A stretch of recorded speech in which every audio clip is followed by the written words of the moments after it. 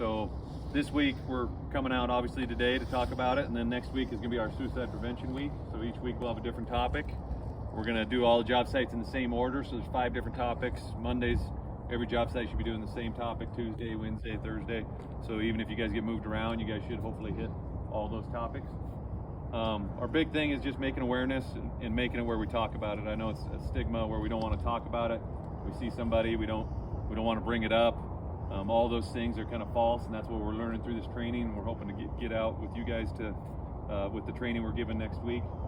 But the big thing is talking about it, not being afraid to ask, and pointing them in the right direction. It's that simple of asking and pointing them in the direction of resources, whether that's a text line, a website, a phone call. All those kind of things are huge in creating a prevention of suicide. So my wife Katie's out to talk about it. She's a licensed therapist, so she's kind of been our expert and kind of leading us in the direction of how we want to set this up. So we've been working on it for quite a while. Obviously we started talking about it before the Christmas party, and we've been working on it behind the scenes, trying to get it going, and it takes a little bit to get it going, but it's finally here.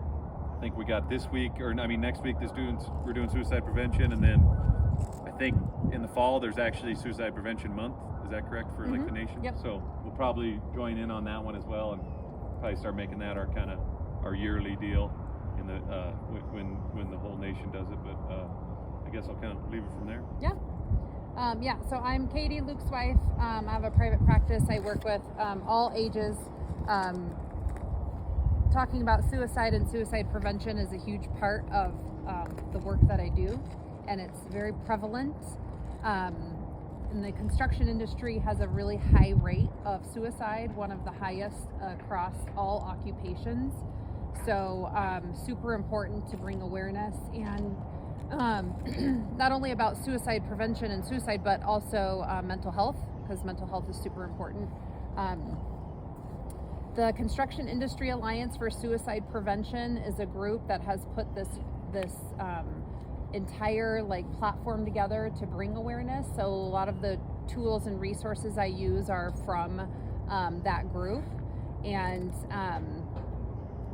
the suicide rate in construction is 4 times higher than the general population.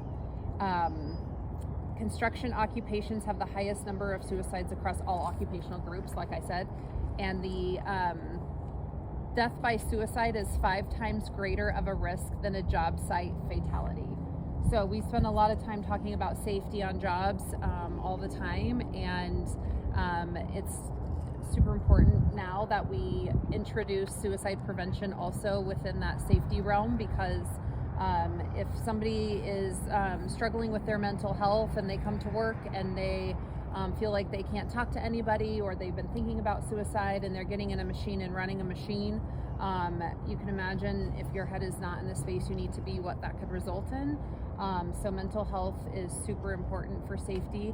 And then suicide prevention. Suicide can be prevented as long as we, have the tools and the awareness of and the decreased stigma to know that it is okay to talk about it, and not have to be this, really tough, go get them, get work done, don't talk about emotions and that kind of thing, which obviously I'm not promoting you come to work and you sit and have a therapy session with each other. Well, Rick's here for you if you need it. But it is important that we know that this is out there and that ourselves or others might be feeling it. Recently the supervisors participated in the training about suicide prevention, so we did that so that there is a go-to person on every job that you can go to if you need to. And I think, did you say that it's going to be offered up if you guys want more training? I think we're going to get the interest and then decide if we're going to see who. Okay. We're going to have posters in every trailer that have resources. The 988 hotline you can call anonymously. There's a text line you can text and talk to a professional.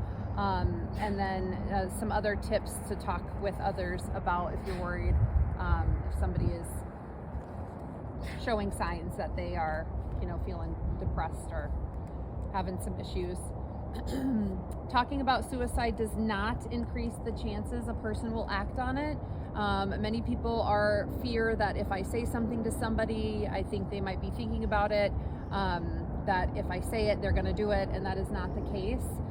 Talking about it does not increase the chances that they will do it. It can actually decrease, right, if we're bringing it up and that they know that somebody is paying attention and somebody's caring. People who talk about suicide are not just seeking attention. In fact, people who die from suicide have often told someone about not wanting to live anymore or not seeing themselves in the future. So we've got some wallet cards that we'll pass out that have some signs to look for. If you're worried about somebody, you can look at and see if they're kind of referencing those certain points. We can prevent suicide. Obviously, it happens. It's going to happen, and but there are things that we can do in beforehand and recognizing signs to help it not happen. Suicide is associated with anxiety, depression, substance use, but also like really traumatic life events or big events like divorce or you can have it can be related to anything. Suicide does not discriminate, and so those feelings can come up for anybody who's having trouble or feeling depressed. It's a problem among all ages. The age group with the highest suicide rate in the U.S. is men and women between the ages of 45 and 64. A lot of people think teens are at the highest risk, but it is ages between 45 and 64, which includes a lot of people on construction sites. So just to emphasize that there is a greater risk. Thomas and Rick are over 45. The rest of us are not. Yeah, I'm not either. Sorry. Limiting access to lethal means such as firearms. You could go through a whole list of limiting access, but the point is that when we, I don't know if you guys have kids and take your kids to the pediatrician, you'll see like on the counter they have firearm locks that you can put on firearms. There's so many little things that can be done to help give a few seconds in between that impulsivity of wanting to die by suicide and actually going through with it. And so those things are really important, and we'll kind of go over those next week too. There are almost always warning signs before a suicide attempt. A trained professional obviously is going to recognize those signs, but if you don't know to recognize them, then you don't, right? And so that's what this is bringing up, that awareness. So if you might not have noticed that your friend or your person on the job is saying like, ugh, I just, what's the point of me even being here? I don't matter, those kinds of things, then it's going to click for you hopefully after this suicide prevention week, like, oh gosh, like that's one of the things I need to check in with them and see what that means. Talk therapy medications do work. There's a myth that it can't be prevented and nothing works and nothing helps, but there are things that do. When talking about suicide, the correct terminology is to use died by suicide. It's been commonly and used for a long time, committed suicide or completed suicide, but both of those come with judgment on the person who has died by suicide. Committed kind of insinuates they did something wrong. And completed is associated with a successful action, and so we just want to take away any of the judgment for somebody who has died by suicide, knowing obviously that they were not in a good place and needed intervention, needed help. And so next week when we do suicide prevention, like Luke said, there will be a talk every day. I will send out a text blast every day with additional resources, facts, just more information. One of the important things is mental health and knowing how to address mental health from the get-go if you're feeling a certain way. And so I will provide some resources where you can access websites that will tell you who your insurance some people you can see through your insurance what your copay is.